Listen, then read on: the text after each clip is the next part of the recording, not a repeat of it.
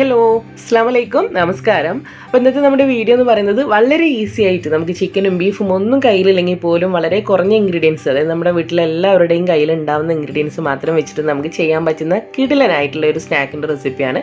അപ്പോൾ എന്തായാലും നമുക്ക് വീഡിയോയിലേക്ക് പോകാം. അപ്പോൾ ഈ ഒരു ചാനൽ നിങ്ങൾ ആദ്യമായിട്ട് കാണുന്നവരാണെങ്കിൽ ഒന്ന് സബ്സ്ക്രൈബ് ചെയ്തിട്ട് സപ്പോർട്ട് ചെയ്യുക. കൂടി ഒരു വീഡിയോ നിങ്ങൾക്ക് ഇഷ്ടമായാൽ ലൈക്ക് ചെയ്യുക, നിങ്ങൾ ഫ്രണ്ട്സിലേക്കും റിലേറ്റീവ്സിലേക്കും ഒന്ന് ഷെയർ ചെയ്തിട്ടൂടെ കൊടുക്കുക. അപ്പോൾ ആദ്യം തന്നെ നമ്മൾ തയ്യാറാക്കിയിട്ട് എടുക്കാൻ പോകുന്നത് ഈ ഒരു സ്നാക്കിലേക്ക് വേണ്ടിയിട്ട് ചെറിയൊരു സോസാണ് നമ്മൾ ആദ്യം റെഡിയാക്കിയിട്ട് എടുക്കുന്നത്. അപ്പോൾ അതിന് വേണ്ടിയിട്ട് നമ്മുടെ മിക്സിയുടെ കുഞ്ഞു ജാറിനകത്ത് ഞാനിവിടെ ഒരു കോഴിമുട്ട പൊട്ടിച്ച് ഒഴിച്ചു കൊടുത്തിട്ടുണ്ട്. ഇനി ഇതിലേക്ക് നമ്മൾ ചേർക്കാൻ പോകുന്നത് ഒരു 1/4 ടീസ്പൂണിനടുത്ത് നമ്മുടെ മുളക് പൊടിയാണ് ചേർക്കുന്നത്. ഞാനിപ്പം കാശ്മീരി മുളക് പൊടിയാണ് ചേർത്തിട്ടുള്ളത്. പിന്നെ ഇതിലേക്ക് ഒരു 1/4 മുതൽ 1/2 ടീസ്പൂൺ വരെ കുരുമുളക് പൊടിയാണ് നെക്സ്റ്റ് ചേർക്കുന്നത്. അതുപോലെ തന്നെ ഒരു 1/4 ടീസ്പൂണോളം ഉപ്പ് ചേർത്ത് കൊടുക്കുന്നുണ്ട്. അതുപോലെ 1/4 ടീസ്പൂണോളം ഗരം മസാല പൗഡർ കൂടെ ചേർക്കുന്നുണ്ട്. അപ്പോൾ ഇത്രയും മസാലപ്പൊടികളൊക്കെയാണ് ചേർത്തിട്ടുള്ളത്.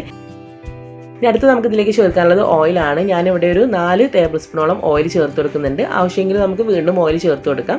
അവസാനമായിട്ട് 2 അല്ലി വെളുത്തുള്ളി കൂടെ ഇതിലേക്ക് ചേർത്ത് കൊടുക്കുകയാണ്. ഇത്രയും ചേർത്തിട്ട് നമ്മളിതിനെ നന്നായിട്ടൊന്ന് ബ്ലെൻഡ് ചെയ്തിട്ട് എടുക്കാനും. ബ്ലെൻഡ് ചെയ്തെടുക്കുമ്പോൾ കുറച്ച് ലൂസായിട്ടുള്ള കൺസിസ്റ്റൻസിയാണ്. നമുക്ക് കുറച്ചുകൂടെ തിക്കാക്കിയിട്ട് എടുക്കണമെങ്കിൽ കുറച്ചും കൂടെ ഓയിൽ ഇതിലേക്ക് ഒഴിച്ചു കൊടുത്താൽ മതിയാകും. അപ്പോൾ ഈ ഒരു സോസ് ഞാനിവിടെ മാറ്റി വെക്കുകയാണ്.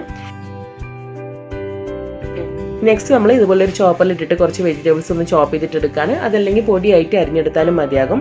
ഇതിലേക്ക് ഞാൻ ഒരു മീഡിയം സൈസ് ആയിട്ടുള്ള ക്യാരറ്റ് കട്ട് ചെയ്തിട്ട് ചേർത്തിട്ടുണ്ട്. അതുപോലെ തന്നെ ഒരു ചെറിയ സവാള കട്ട് ചെയ്ത് ചേർത്തിട്ടുണ്ട്. ഒരു ക്യാപ്സിക്കത്തിൻ്റെ പകുതി കട്ട് ചെയ്ത് ചേർത്തിട്ടുണ്ട്. ഇത്രയും ഇതിൽ ചേർത്തിട്ട് ഇതുപോലെ ഒന്ന് ചോപ്പ് ചെയ്തെടുത്തിട്ടുണ്ട്. ഇതും ഒരു ഭാഗത്ത് നമ്മൾ മാറ്റി വെക്കുകയാണ്. ഇനിയിപ്പോൾ നമ്മൾ നേരത്തെ റെഡിയാക്കി എടുത്തിട്ടുള്ള ആ ഒരു സോസ്, അതായത് നമ്മുടെ മയോണൈസ് ആണിത്. ഇത് നമ്മൾ, അതായത് സ്പൈസി ആയിട്ടുള്ള മയോണൈസ് ആണ്. ഇത് നമ്മൾ ഒരു ബൗളിലേക്ക് ഒഴിച്ചു കൊടുക്കുകയാണ്. ഇത് നമ്മൾ നേരത്തെ ചോപ്പറിൽ ഇട്ടിട്ട് ചോപ്പ് ചെയ്തിട്ടുള്ള വെജിറ്റബിൾസ് എല്ലാം കൂടെ ഇതിലേക്ക് ഇട്ട് കൊടുക്കുകയാണ്. അപ്പോൾ ഇതിനകത്ത് നമ്മൾ ക്യാരറ്റ്, ക്യാപ്സിക്കം, സവാളയും കൂടിയാണ് ചേർത്തിട്ടുള്ളത്. ഇതിലേക്ക് ഇനി ഇഞ്ചി, വെളുത്തുള്ളി, പച്ചമുളക് ഇത് മൂന്നും പൊടിയായിട്ട് അരിഞ്ഞിട്ടുള്ളതാണ്. ഇതിൽ നിന്നും ഒരു 1 ടേബിൾ സ്പൂണോളം ഈ ഒരു സമയം നമ്മൾ ഇതിലേക്ക് ചേർത്ത് കൊടുക്കുകയാണ്. ഒന്നെങ്കിൽ പൊടിയായിട്ട് അരിഞ്ഞിട്ടോ അതിലേക്ക് നന്നായിട്ട് ചതച്ചിട്ടോ എടുക്കാം. അതിൻ്റെ കൂടെ നമ്മൾ കുറച്ച് കറിവേപ്പിലയും അതുപോലെ തന്നെ ഫ്രഷ് ആയിട്ടുള്ള കുറച്ച് മല്ലിയില കൂടെ അരിഞ്ഞിട്ട് ഈ ഒരു സമയം ഇതിലേക്ക് ചേർത്ത് കൊടുക്കുന്നുണ്ട്. ഇനി നെക്സ്റ്റ് ഞാൻ ചേർത്ത് കൊടുക്കുന്നത് നമ്മുടെ പുഴുങ്ങിയിട്ടുള്ള പൊട്ടാറ്റോ ആണ്, അതായത് ഉരുളക്കിഴങ്ങാണ്. ഒരു മീഡിയം സൈസ് ആയിട്ടുള്ള ഉരുളക്കിഴങ്ങ് നന്നായിട്ടൊന്ന് വേവിച്ച് ഉടച്ചെടുത്തിട്ടുള്ളതാണ് നമ്മളിപ്പം ഇതിലേക്ക് ചേർത്തിട്ടുള്ളത്.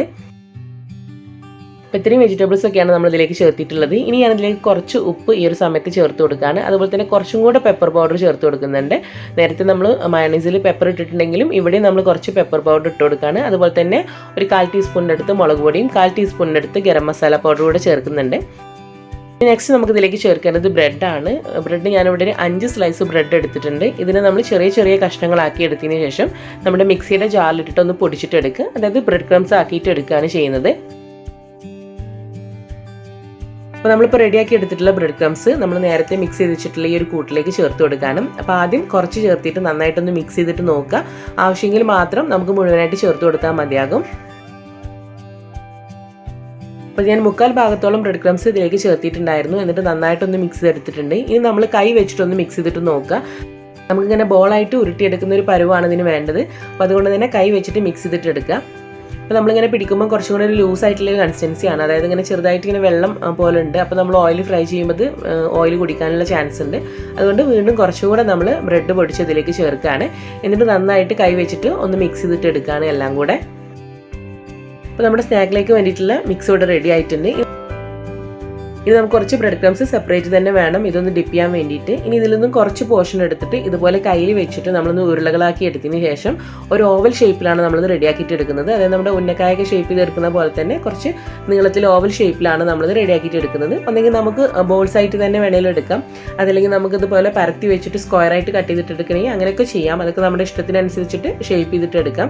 ഞാനിപ്പം ഇതേ രീതിയിൽ ഒരു ഓവൽ ഷേപ്പിലാണ് ഇത് ഷേപ്പ് ചെയ്തിട്ട് എടുത്തിട്ട് നമ്മൾ റെഡിയാക്കി വെച്ചിട്ടുള്ള ബ്രെഡ് ക്രംസിൽ നല്ലപോലെ കോട്ട് ചെയ്തിട്ട് എടുക്കുകയാണ്. അപ്പോൾ ഇതെല്ലാം തന്നെ ഇതുപോലെ ബ്രെഡ് ക്രംസിൽ കോട്ട് ചെയ്തെടുത്തിട്ടുണ്ട്. ഇനി നമുക്ക് നെക്സ്റ്റ് ഇത് ഫ്രൈ ചെയ്തിട്ട് എടുക്കുക എന്നുള്ളതാണ്. അപ്പോൾ അതിന് വേണ്ടിയിട്ട് ഒരു പാനിലേക്ക് ഞാൻ ഓയിൽ ഒഴിച്ച് ചൂടാക്കി എടുത്തിട്ടുണ്ട്. ഓയിലൊന്ന് ചൂടായിട്ട് വരുന്ന സമയത്ത് നമ്മൾ റെഡിയാക്കിയിട്ടുള്ളതിൽ നിന്ന് 3 or 4 1 or 2 ബാച്ചായിട്ട് ചേർത്തിട്ട് നമ്മളിത് ഫ്രൈ ചെയ്തിട്ട് എടുക്കുകയാണ്. അപ്പോൾ 2 വശവും നല്ലൊരു ലൈറ്റ് ഗോൾഡൻ ബ്രൗൺ കളർ ആവുന്ന വരെ ഒന്ന് ഫ്രൈ ചെയ്തിട്ട് എടുക്കുക. ഓയിൽ വളരെ കുറച്ച് വെച്ച് കഴിഞ്ഞാൽ അത് പെട്ടെന്ന് ഓയിൽ കുടിക്കും. അപ്പോൾ അതുകൊണ്ട് ഓയിൽ ശ്രദ്ധിച്ചിട്ട് മാത്രം ഫ്രൈ ചെയ്തിട്ട് എടുക്കുക.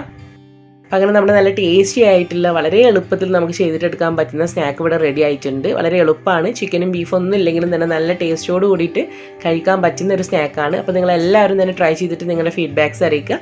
വീഡിയോ ഇഷ്ടമായാൽ ഫ്രണ്ട്സിലേക്കും റിലേറ്റീവ്സിലേക്കും ഒന്ന് ഷെയർ ചെയ്തിട്ട് കൊടുക്കാം. അപ്പോൾ ഇൻഷാ അല്ലാഹ് നമുക്ക് അടുത്ത വീഡിയോ ആയിട്ട് കാണാം. താങ്ക്